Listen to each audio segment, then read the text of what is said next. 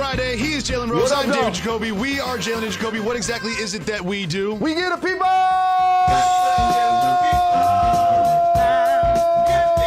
What they want. We will preview the Final Four games. We have some interesting sound from Draymond Green, but we start with a clash of two Western Conference powerhouses. It was the Clippers up against the Nuggets, and the Nuggets won this one. Jalen, which one of these two teams are you more confident in a playoff scenario? The Denver Nuggets. These two teams played in the playoffs last year, and while Denver won, they actually got better. Adding Aaron Gordon, adding JaVale McGee, figuring out a closing lineup with Will Barton handling the ball in the backcourt with Jamal Murray. And the Joker's now elevated himself to MVP status. For the Clippers, I know what I'm going to get from Kawhi, an elite level top player in the game. I know what I'm going to get from their coaching staff and Tyronn Lue.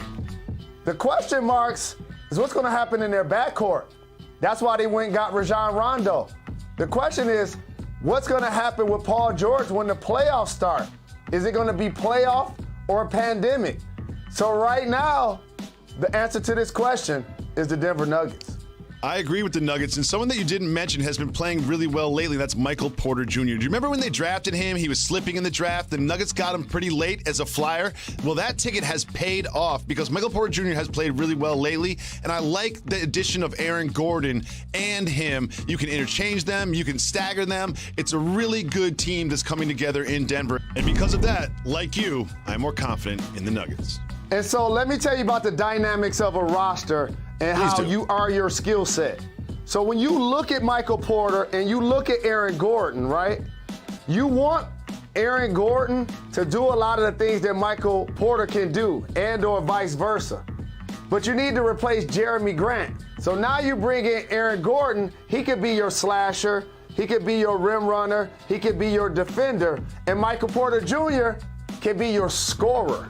See, without Aaron Gordon, he had to play that role. So great job by their front office in bringing in a guy that's going to really help them, in particular, come playoff time.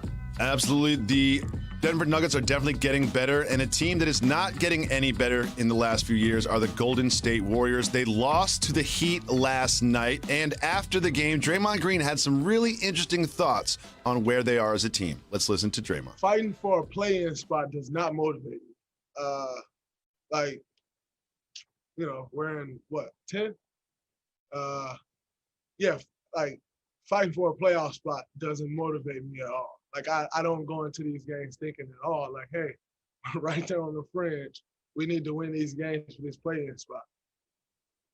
No.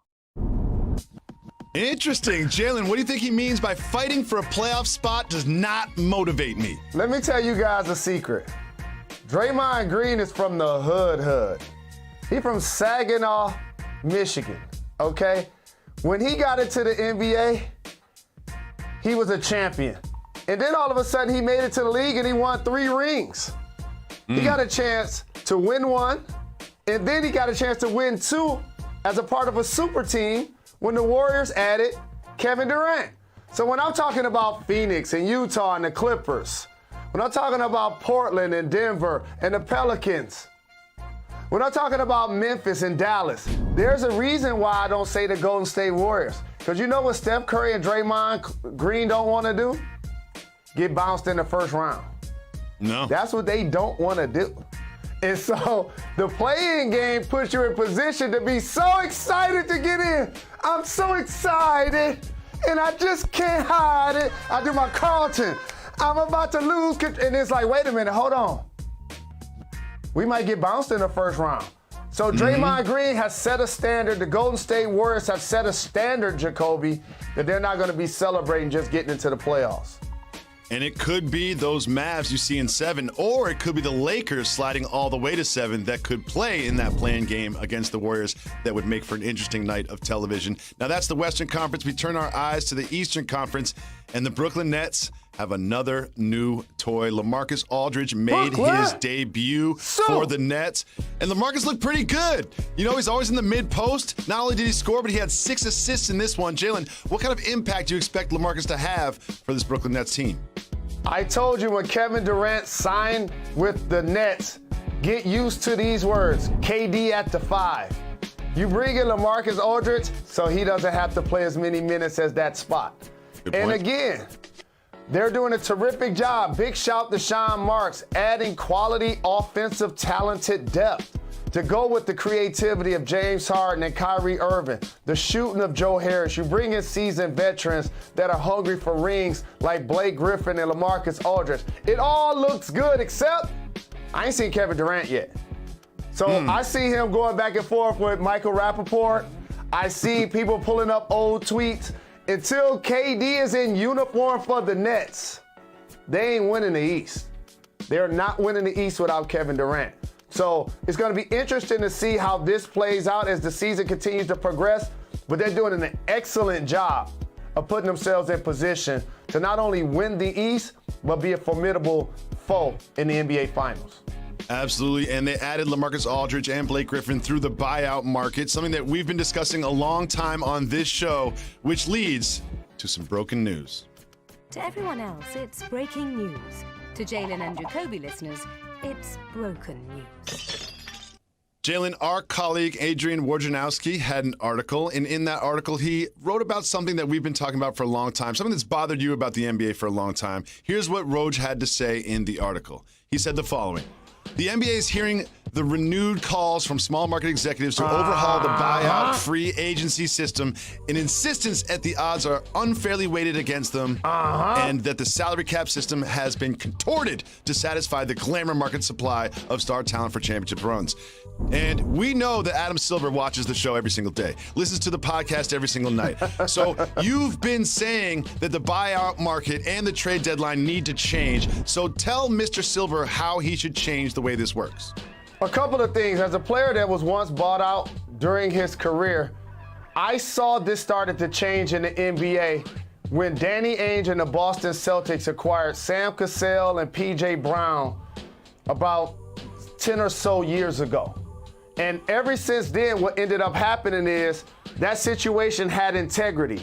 It was play as best you can, and then if it doesn't work out with the situation, then the squad buys you out 85% into the season. A team has a chance to pick you up so that you're eligible to join them during the playoffs.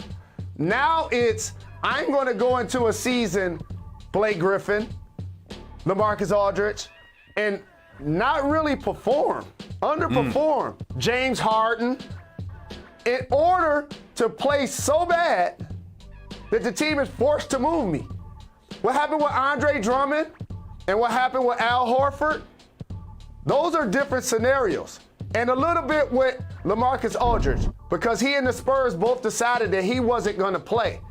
So now what you see players taking control of their own destiny with another year left on the contract.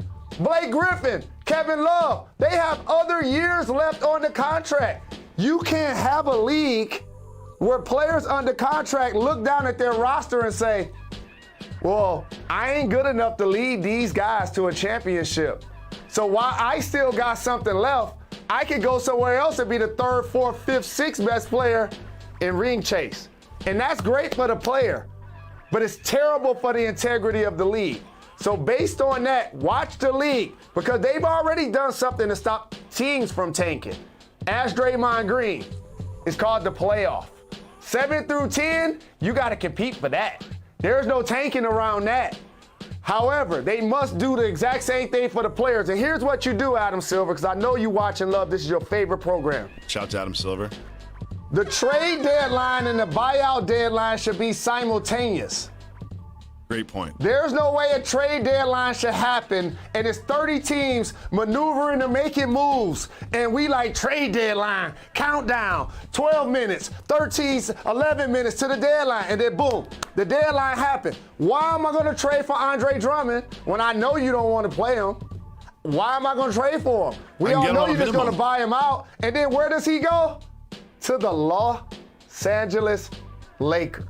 For the minimum. Not good for the league, great for the players.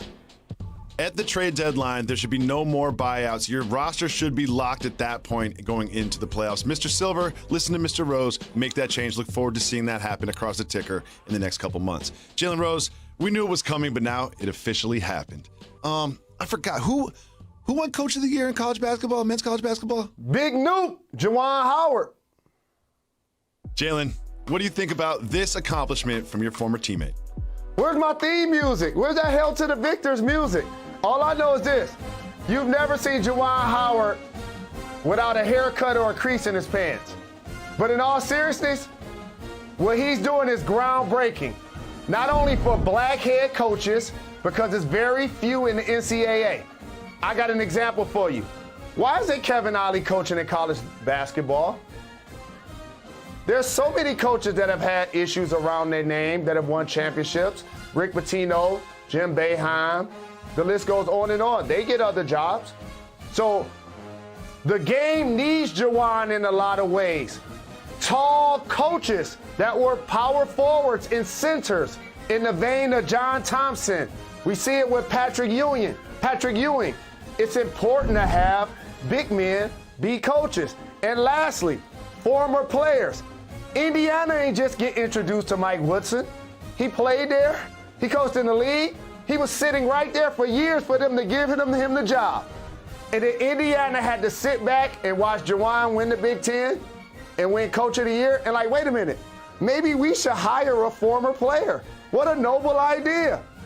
And so, Juwan, big shout. I love you. I'm proud of you. Great season by my Wolverines. We went into the tournament without our best player, Isaiah Livers. And it was a tough end to the season. However, help is on the way. Once again, look at the recruiting class that Juwan Howard has coming into Ann Arbor. The 7th-ranked player in ESPN 100, the 8th-ranked player, the 40th-ranked player, and the 47th-ranked player. Good things ahead for the Wolverines, and good things ahead for us on Jalen and Jacoby, because while Michigan is not in the Final Four, there are 4 great teams that are, and we will preview the Final Four for you. It's Gonzaga, it's UCLA, it's Houston, it's Baylor. We're going to break it all down right after this. Make sure you stay tuned. You're watching Jalen and Jacoby.